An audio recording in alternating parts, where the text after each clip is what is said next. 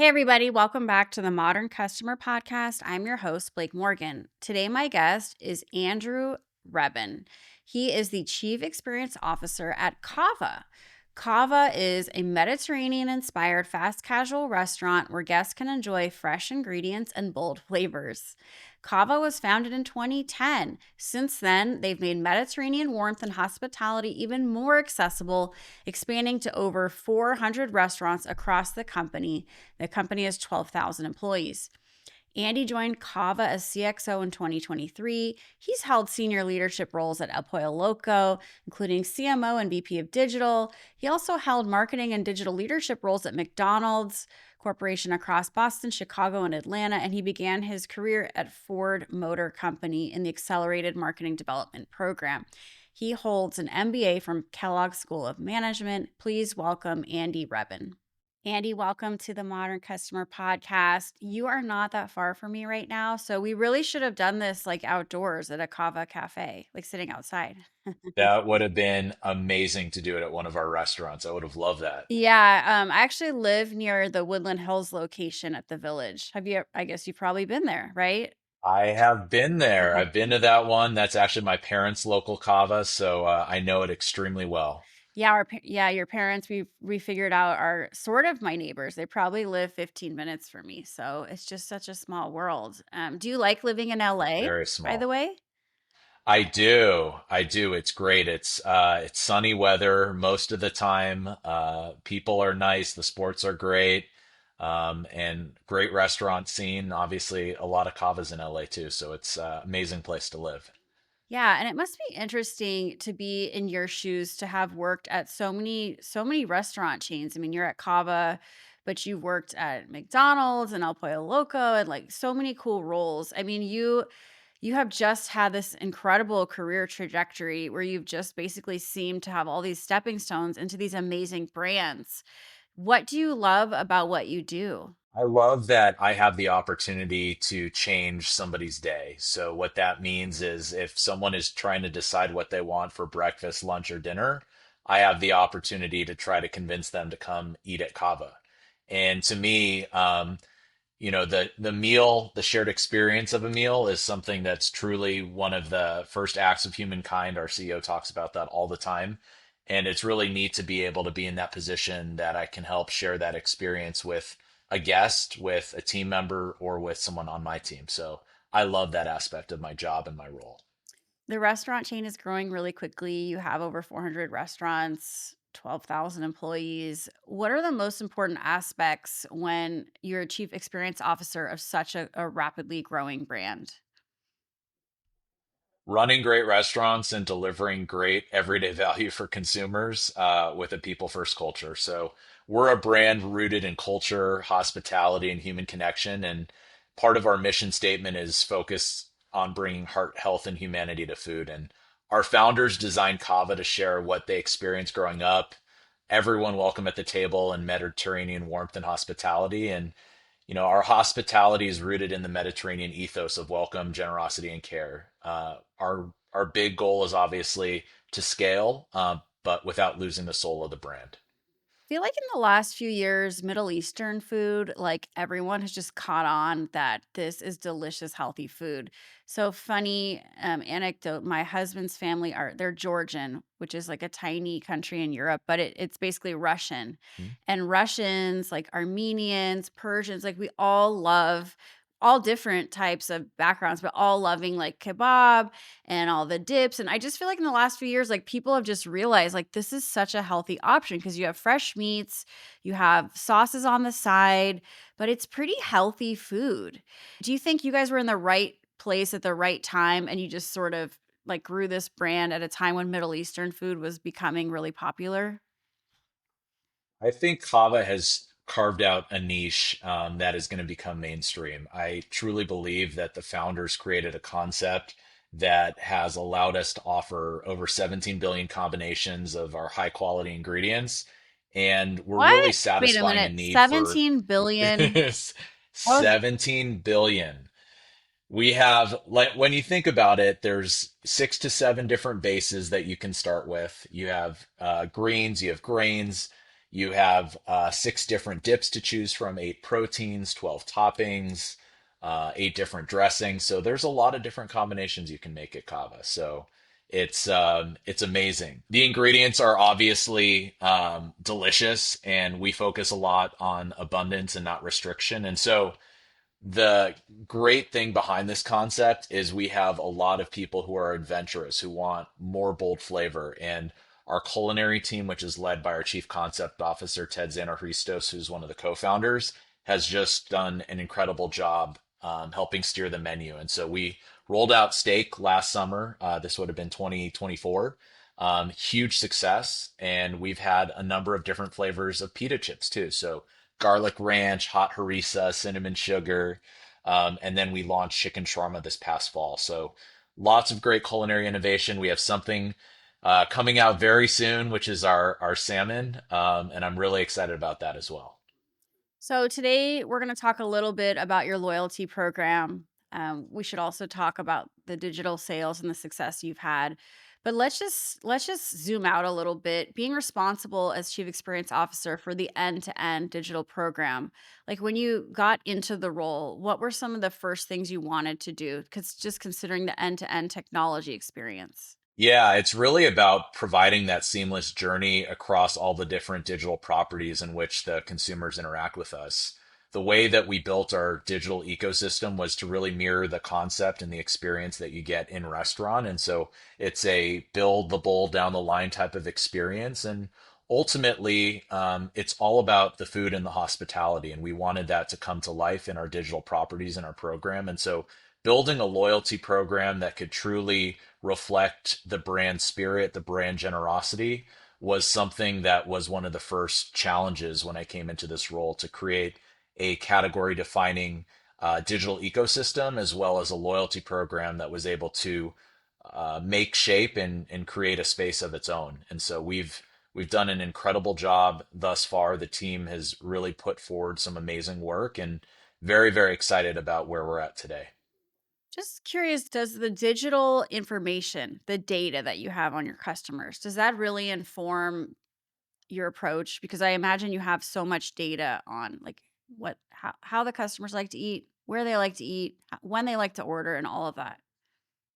Absolutely. And loyalty helps us deepen those personal relationships with guests, whether they're gathering in our dining rooms or engaging with digital channels. You have the ability to see what types of emails interest them, what types of products or parts of the brand experience they get really excited about. And that helps us become smarter marketers. So it's been really fun to see just the growth of the overall loyalty program as well as the engagement that we're seeing from guest behavior.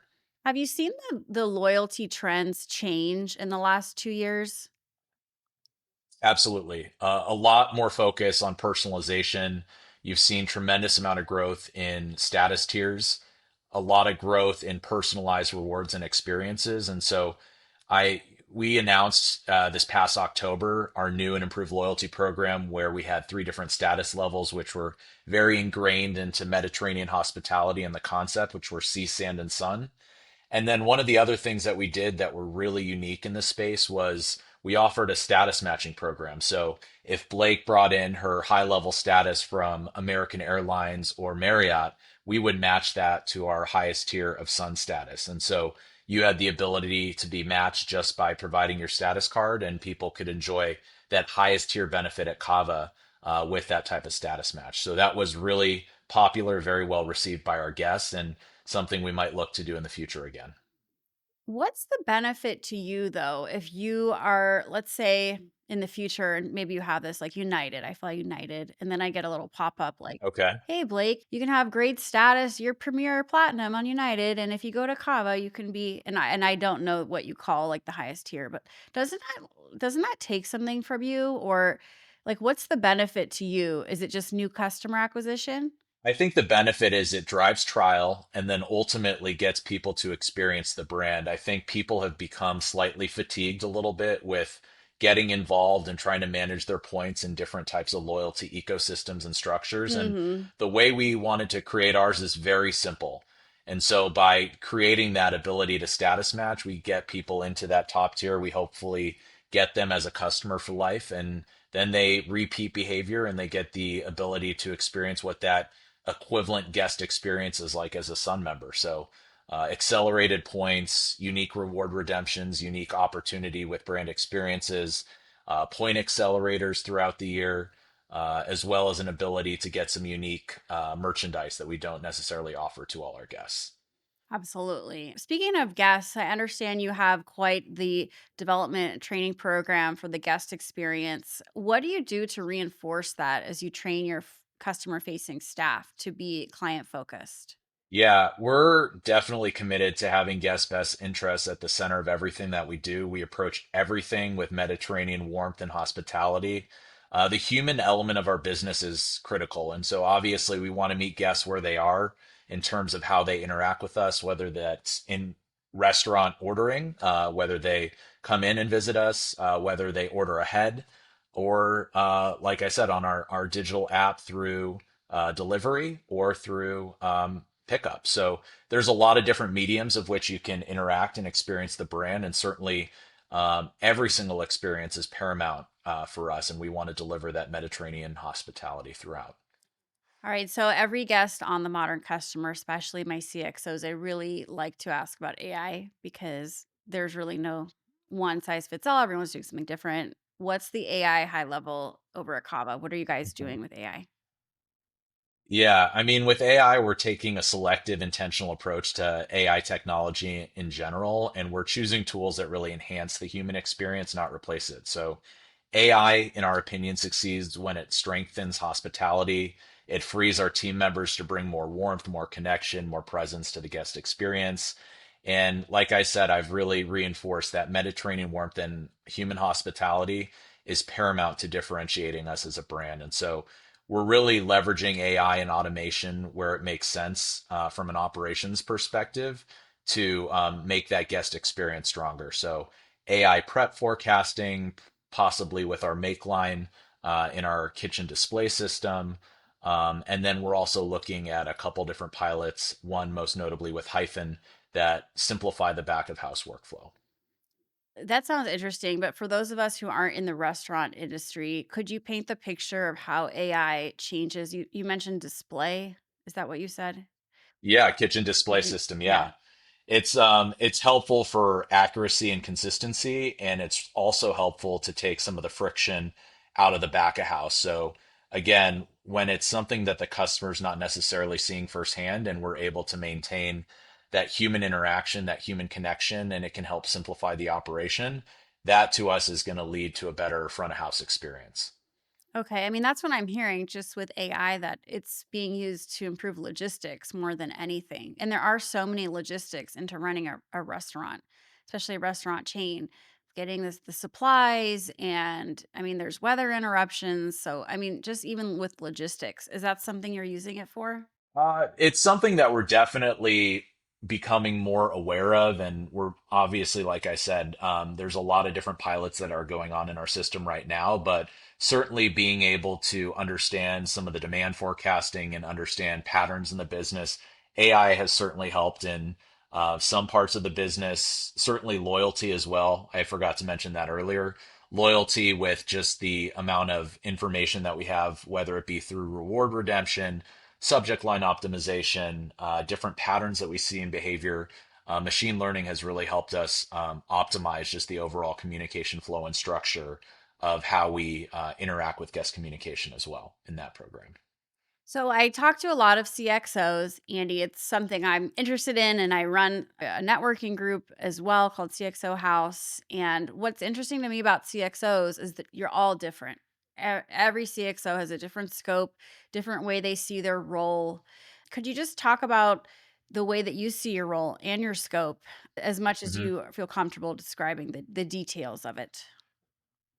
For sure. To me, the end-to-end experience is paramount. And whether that be through the brand, whether that be through digital experience, whether that be through catering or customer service, all those should feel united. It should feel like a single crisp brand and a single crisp through line. And so that's one of the things I love about the CXO remit is it's truly that end-to-end journey from brand discovery through brand retention, through sometimes people lapse with a brand and you have to try to figure out how to recover them. And then it's building that frequency over time in the digital realm of the business, accelerating customer lifetime value through the loyalty program, exposing new guests to their brand through catering or getting guests to consider CAVA for their next big group entertainment opportunity.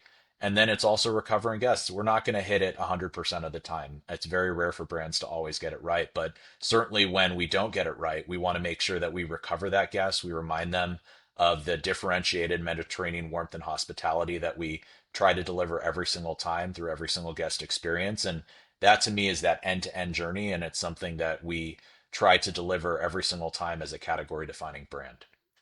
So I came up through customer service and you came up through marketing, working for brands. So Ford, McDonald's, a Pollo Loco, now Cava.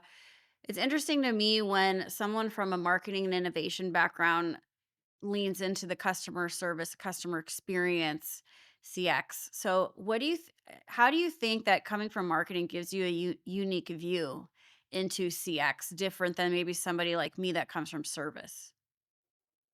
Yeah, I mean, I think it's really drawing that connection point because at the end of the day, we're trying to do everything in service of the customer and the team member. And ultimately, I believe that through understanding customer insights, what gets customers motivated to buy, what gets customers to detract from a brand, you kind of have that broad balance of both marketing and then obviously the service aspect and element of the business. And so I like both marketing and service, combine them together. I truly feel like that's the end to end experience because at the end of the day, it's all about serving that guest. And to me, I think both of them, both paths can create interesting career opportunities. Do you think that something that CX leaders miss is focusing on like the business side? Like you mentioned, like detractors, promoters. Like, do you think, I mean, being from a marketing background, do you think customer Mhm. service folks have a lot to learn from the CMOs and the chief sales officers of the world too? I think CX folks have one of the toughest jobs in the industry. And the reason I say that is because people will not give second chances as easily as they would have 10 or 15 years ago. There are so many different choices in restaurants and retail and travel and hospitality. And I think that the best marketers, best CX folks really need to know how to deal with customers so differently than they used to in the past. And so proud of what we've been able to do at Kava. We have a, really strong recovery time for our guests. We strive for under 2 hours. Very focused on trying to figure out how we can invite that guest back in for a better experience. And I think that comes with really strong training, really strong focus. The CX teams are part of our broader cross-functional conversation, so they understand what's going on in the restaurants, what's coming net new, and so they also have the ability through that cross-functional broad-based education to treat the guests slightly differently because they know the ins and outs of what's happening in the business.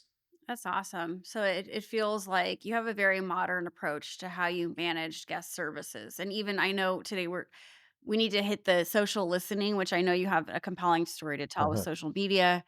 But even just the way you just said it, like I had to say it back to myself in my head while you were talking, like cross-functional, broad-based approach. I don't think I've ever heard anyone say that. I like that.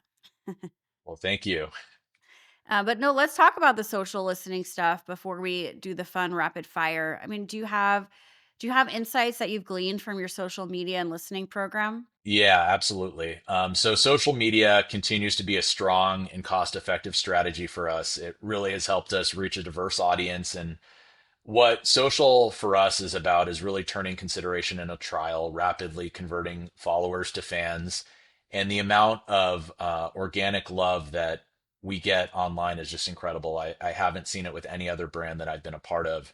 And the volume of people who rave and post and evangelize about our brand is truly special. We don't take it for granted. We have an incredible social team.